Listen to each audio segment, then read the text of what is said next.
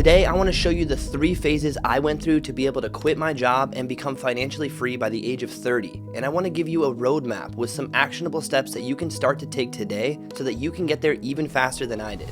Phase 1, working a 9 to 5. So this is the phase that I'm guessing you're at right now. You feel stuck at a dead-end job that you don't really enjoy, and you're sick and tired of living paycheck to paycheck. You wish that you could just walk into work today and tell your boss to shove it and walk out like a badass and never look back, am I right? But wait, what about bills and food and that money that you owe your aunt and all that fun stuff? Just a few years ago, I was in this exact same spot. I hated my job, and I knew there had to be a better way out there to make money that didn't make me feel this miserable every day. I just remember hating showing up to work every single day so much. Like, I knew there was more to life. I knew that I had more value I could be offering. I knew there was a better way to be doing this. But I literally had no clue on how to get a legit career, and I had no skills or experience other than hobbies and passions. For me, my passions were making music. I loved making beats and recording songs with my friends. But this was just a hobby and was far from making me any money at this point. My problem was I just didn't realize that there were other options available to me at the time. All I knew is that there were people out there who were able to make money online doing social media stuff, and there were other people I knew that had some high-paying job or some high-value skill that allowed them to make more money than I was making. So I figured that was probably my best attempt to get anywhere, was to try to start and learn some sort of new high-value skill. Now, some of the highest value skills that you can learn to earn fast money nowadays are going to be video editing,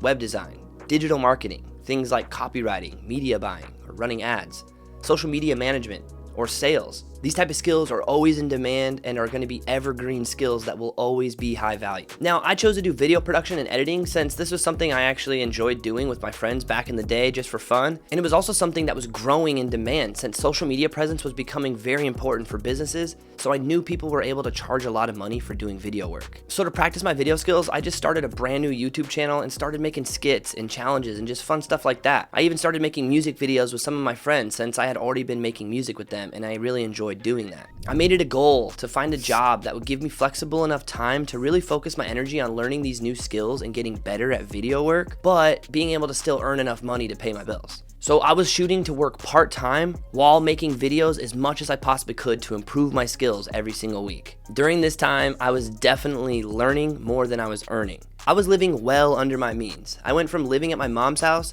to moving in with some buddies and roommating with different friends to help save some money, and keeping my old beat up car for years, just keep expenses as low as I could. While all my friends were out buying fancy things and going on trips and doing all this fun stuff, I was inside saving as much money as I could, because at the time, I think I was only making around $1,500, maybe $2,000 a month, and I had cut out all of my expenses as much as I could to keep them under $1,000 a month. During this phase, I was definitely broke and hungry as ever. Now, not hungry in the sense of I wasn't eating, but hungry to learn more and get better at my craft. I was saying no to everything that wasn't getting me closer to my dream. That meant going out with friends, going on trips, anything that I could find that would distract me from my goal, I was saying no to and diving in more to what I really cared about. I'd focus all of my time into my newfound love of video stuff, spending hours every single day devoted to getting better and better and learning more and more techniques just to improve my skills and help me to escape this 9 to 5 rat race that I had been in. This is literally the hardest phase to get past, so don't worry if you're stressing or you feel like this is never going to end. You literally cannot earn that new life that you want without going through this phase, so just be patient. If you want it bad enough, you'll do whatever it takes to make it through to the next phase. So while I was still working part-time at my job, I eventually worked up enough courage to start actually looking for some sort of work with my video production skills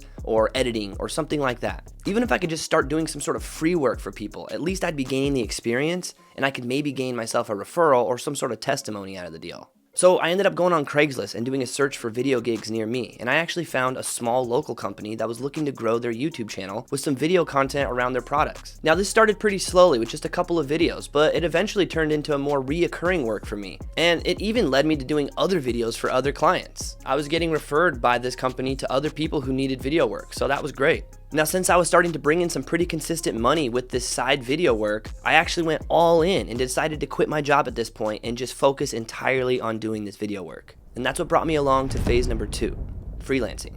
So once you're making more money from your skills than you are from your current job, well then this is the time to quit and go full time making money from your skills, which is exactly where I had gotten at this point. I was beginning to gain more and more confidence in doing work full time and starting to figure out how to raise my prices and how to earn more income for myself with my skills. Now I've worked with a range of different clients in the past, but in this phase, I suggest you offer your services to people who have a lot of money, people like business owners, for instance, and help solve their problems with your skills. You can also start to work with multiple clients at this point, which means multiple streams of income. This is exactly what I started to do. This way, in case one client was slow, or in case there wasn't as much work from one particular client, I was able to at least go and ask other clients for more work. So this is when I diversified my income a bit more, and I was able to actually control the amount that I was making. This is also when I realized that my time wasn't directly correlated to my earnings anymore. I was able to charge for the amount of value I was offering, not necessarily per hour. Now, I was still doing videos with that first company that I began to do work for in the beginning, but through that company, I got to see firsthand how the business was run. I got to continue to learn other high-value skills, such as e-commerce and marketing, stuff that could be stacked together to make me an unstoppable freelancer. Around this time, I also discovered dropshipping, and I dove headfirst into that. Dropshipping completely changed everything for me and really got me immersed in the e-commerce, marketing, and branding, and actually just how to sell products online. Knowing video skills was already a valuable enough skill set, but now I had marketing skills and e-commerce skills. This was a powerful combo that unlocked a lot of new clients and freelance opportunities for me, which only meant that my prices were going to go up and that I would begin to earn more.